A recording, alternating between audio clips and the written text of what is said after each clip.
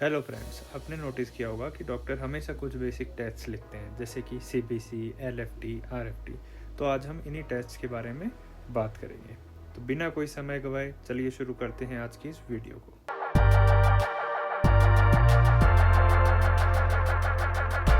अब बात करते हैं सीबीसी की। सीबीसी का मतलब होता है complete blood count. Complete blood count यानी कि ये हमारे ब्लड के डिफरेंट कंपोनेंट्स को मेजर करता है, जैसे कि रेड ब्लड सेल्स को, वाइट ब्लड सेल्स को, हीमोग्लोबिन को और प्लेटलेट को। और ये हमें हेल्प करता है बेसिक कंडीशंस को डायग्नोस करने में। अब आप देख सकते हैं स्क्रीन पे एक बेसिक सीबीसी की रिपोर्ट और इसके अंदर कितने सारे कंपोनेंट्स होते हैं। इन सभी कंपोनेंट्स को हम एक एक करके आगे वीडियो में समझेंगे। सीबीसी को हम डिवाइड कर सकते हैं रेड ब्लड सेल्स और आरबीसी पैरामीटर्स में, वाइट ब्लड सेल और डब्ल्यूबीसी पैरामीटर्स में और प्लेटलेट के पैरामीटर्स में। रेड ब्लड सेल्स यानी कि ब्लड की वो सेल्स जो कि लाल कलर की होती है। अब ये लाल कलर की क्यों होती है? क्योंकि इनके अंदर एक प्रोटीन होता है जिसे हम बोलते हैं हीमोग्लोबिन। इसका क्या काम होता है? इसका काम होता है हमारे लंग्स से डिफरेंट टिश्यूज़ को ऑक्सीजन सप्लाई करना। अब सीबीसी मेज़र करता है हमारे ब्लड में टोटल नंबर ऑफ आरबीसीज कितनी है, जो कि एज, सेक्स और जेंडर के हिसाब से वेरी करता है, जैसा कि आप स्क्रीन पर देख सकते हैं। अब अगर टोटल नंबर ऑफ आरबीसीज बढ़ जाते हैं तो उसको हम बोलते हैं इरिथ्रोसाइटोसिस या पॉलीसाइथीमिया। इसके बहुत सारे कारण होते हैं, जैसे कि डिहाइड्रेशन होना, क्रॉनिक हाइपोक्सिया या लंग डिजीजेज होना, हाई एल्टीट्यूड में जो लोग रहते हैं, क्योंकि हाई एल्टीट्यूड में ऑक्सीजन की मात्रा कम होती है तो हमारे शरीर में आरबीसी की संख्या बढ़ जाती है। पॉलीसाइथीमिया जो कि एक तरह का ब्लड कैंसर है, और स्मोकिंग भी ऑक्सीजन का लेवल कम करता है तो हमारे ब्लड में आरबीसी की संख्या बढ़ जाती है। अब जैसे कभी कभी आरबीसी काउंट्स बढ़ जाते हैं तो वैसे किसी केसेस में आरबीसी काउंट कम भी हो जाते हैं, जैसे कि अगर आयरन, विटामिन B12 या फॉलिक एसिड या विटामिन B9 की डेफिशिएंसी हो, कोई बोन मेरो डिसऑर्डर हो, किडनी डिजीज़ हो या किसी को ब्लड लॉस हो, जैसे कि ट्रॉमा हो जाए, गैस्ट्रोइंटेस्टाइनल ब्लीडिंग हो, या जैसे कि फीमेल्स में देखा जाता है मेंस्ट्रुएशन या पीरियड्स के कारण। अब आरबीसी काउंट्स के बाद नेक्स्ट पैरामीटर है जिसे हम बोलते हैं हीमोग्लोबिन। इसका फंक्शन हम पहले ही देख चुके हैं। इसका काम होता है ब्लड में लंग्स से ऑक्सीजन ट्रांसपोर्ट करना। अब अगर इसकी वैल्यू 17.5 या 15.5 से ज़्यादा हो जाए मेल और फीमेल में तो फिर वो कट ऑफ होता है हाई हीमोग्लोबिन के लिए।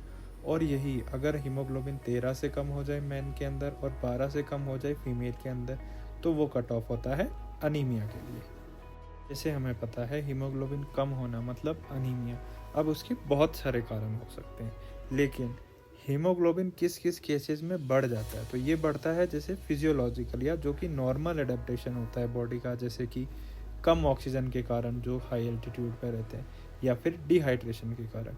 दूसरा होता है पैथोलॉजिकल कॉजेज या किसी किसी डिजीजेस के कारण जब हीमोग्लोबिन बढ़ जाता है, जैसे कि लंग कंडीशन हो गई, लंग डिजीजेज लाइक सीओपीडी होना, हार्ट डिजीजेज हो जाए, किडनी डिजीज़, पॉलीसाइथीमिया मतलब होता है एक तरह का ब्लड कैंसर होना, या फिर स्मोकिंग, कुछ ट्यूमर्स जो होते हैं या कुछ कैंसर्स होते हैं उसके अंदर भी हीमोग्लोबिन की वैल्यू बढ़ जाती है। फिर नेक्स्ट पैरामीटर आता है रेड ब्लड सेल का, जिसको हम बोलते हैं एमसीवी और मीन कॉर्पस्कुलर वॉल्यूम। इसका मतलब होता है कि एक आरबीसी का वॉल्यूम कितना है। इससे हमें डिफरेंट टाइप्स ऑफ अनीमिया को क्लासीफाई करने में मदद मिलती है। जैसे कि हम देख सकते हैं स्क्रीन पे, नॉर्मल वॉल्यूम जो है वो आरबीसी का वो 80 to 100 फेमटोलीटर के बीच में होना चाहिए। अब अगर आरबीसी का वॉल्यूम कम हो जाए या उसकी साइज़ छोटी हो जाए तो उसे हम बोलते हैं माइक्रोसिटिक अनीमिया, जो कि देखा जाता है आयरन डेफिशिएंसी अनीमिया में या फिर थैलेसीमिया में। वहीं अगर आरबीसी की वॉल्यूम बढ़ जाए, जिसको हम बोलते हैं मैक्रोसिटिक अनीमिया, वो देखा जाता है विटामिन B12 डेफिशिएंसी में, फोलेट डेफिशिएंसी में, क्रॉनिक एल्कोहल कंजप्शन में या फिर हाइपोथायरॉयडिज्म में। अब एमसीवी के बाद हम बात करते हैं एमसीएच की। एमसीएच का मतलब होता है मीन कॉर्पस्कुलर हीमोग्लोबिन। सिंपल भाषा में एक आरबीसी के अंदर हीमोग्लोबिन कितना है। जैसे कि हम देख सकते हैं स्क्रीन पर, नॉर्मल रेंज होती है 27 to 33 पिकोग्राम। अगर यही आरबीसी छोटा हो जाए तो लो एमसीएच हो जाता है, जो कि देखा जाता है सेम आयरन डेफिशिएंसी अनीमिया और थैलेसीमिया में। अगर वही एमसीएच की वैल्यू बढ़ जाए तो वो किस में देखा जाता है? मैक्रोसिटिक अनीमिया में, जैसे कि विटामिन B12 डेफिशिएंसी या फिर फोलेट डेफिशिएंसी। अब अगर हम MCH की वैल्यू को डिवाइड कर देते हैं MCV की वैल्यू से, तो हमें मिलता है MCHC और मीन कॉर्पस्कुलर हीमोग्लोबिन कंसंट्रेशन। अब जैसे कि आप स्क्रीन पर देख सकते हैं, इसकी नॉर्मल वैल्यू होती है 32 to 36 ग्राम डेसीलीटर, जो कि लैब टू लैब वेरी कर सकती है। जैसे कि आप स्क्रीन पर देख सकते हैं कि हम कैसे इन वैल्यूज़ को यूज़ करके डिफरेंट टाइप ऑफ अनीमियाज को डायग्नोस कर सकते हैं। CBC में RBCs के बाद जो नेक्स्ट मेन पैरामीटर होता है उसे हम बोलते हैं WBCs या वाइट ब्लड सेल्स। अब इनका मेन काम होता है हमारी बॉडी को इम्यूनिटी प्रोवाइड करना या किसी भी इन्फेक्शन से फाइट करना। CBC रिपोर्ट के अंदर WBC का काउंट हमें दो तरीके से दिखता है। पहला काउंट होता है जिसे हम बोलते हैं टोटल ल्यूकोसाइट काउंट, मतलब हमारे बॉडी में टोटल कितनी वाइट ब्लड सेल्स हैं, और दूसरा होता है डिफरेंशियल ल्यूकोसाइट काउंट। उसका मतलब होता है कि वाइट ब्लड सेल्स के अंदर कौन सी वाली ब्लड सेल्स किस मात्रा में प्रेजेंट है। स्क्रीन पर जैसे कि हम देख सकते हैं, नॉर्मल WBC काउंट जो है वो होता है 4000 to 11000 सेल्स पर क्यूबिक ml। पर किसी इन्फेक्शन से फाइट करने के लिए हमारी बॉडी में इनकी संख्या बढ़ जाती है। साथ ही साथ अगर WBC का काउंट बहुत ज़्यादा बढ़ जाए तो ये एक तरह के ब्लड कैंसर का साइन हो सकता है। वहीं अगर WBC की वैल्यू 4000 से कम हो जाए तो उसे हम बोलते हैं ल्यूकोपीनिया। इसके बहुत सारे कॉजेज़ होते हैं, लेकिन जैसे कॉमन एग्जांपल है जैसे वायरल इन्फेक्शंस में या किसी पेशेंट्स में HIV के कारण। तो इसकी वजह से क्या होता है, ल्यूकोपीनिया की वजह से पेशेंट की इम्यूनिटी कम हो जाती है, उसकी वजह से पेशेंट को बार बार मल्टीपल इन्फेक्शन होते रहते हैं। अब हम देखते हैं differential leukocyte count. Differential leukocyte count हमें इस चीज़ में मदद करता है कि पेशेंट को कौन सा इन्फेक्शन हुआ है। जैसे कि अगर किसी पेशेंट में न्यूट्रोफिल्स की संख्या बढ़ गई है, मतलब उसे बैक्टीरियल इन्फेक्शन है। किसी पेशेंट में अगर लिम्फोसाइट्स की वैल्यू बढ़ गई है, मतलब वो वायरल इन्फेक्शन है। किसी में अगर इओसिनोफिल्स की वैल्यू बढ़ गई है, मतलब पेशेंट को एलर्जिक या पैरासिटिक इन्फेक्शन है। CBC रिपोर्ट का जो लास्ट पैरामीटर है उसे हम बोलते हैं थ्रोम्बोसाइट्स और प्लेटलेट। What are platelets? तो platelets are small disc shaped cell fragments which are present in our blood. What is the main function of platelet? तो उनका मेन फंक्शन होता है हमारे ब्लड को क्लॉट करने में, या जिसे हम बोलते हैं हीमोस्टेसिस में, वोंड हीलिंग में, और कभी कभी इम्यून रिस्पॉन्स में भी।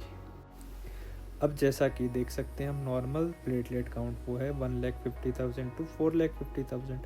अब यही अगर प्लेटलेट की जो संख्या है वो 1,50,000 से कम हो जाए तो उसे हम बोलते हैं थ्रोम्बोसाइटोपिनिया। थ्रोम्बोसाइटोपिनिया की वजह से पेशेंट को ब्लीडिंग टेंडेंसी बढ़ जाती है, जैसे कि मसूड़ों से ब्लड आना या फिर प्रोलॉन्ग ब्लीडिंग होना। उसी जगह पे अगर प्लेटलेट्स की वैल्यू 4,50,000 से ज़्यादा हो जाए तो उसकी वजह से हमारे ब्लड में क्लॉट बनने की संभावना बढ़ जाती है, जिसकी वजह से पेशेंट को या तो लकवा मार सकता है जिसे हम बोलते हैं स्ट्रोक, या फिर उसको हार्ट अटैक हो सकता है।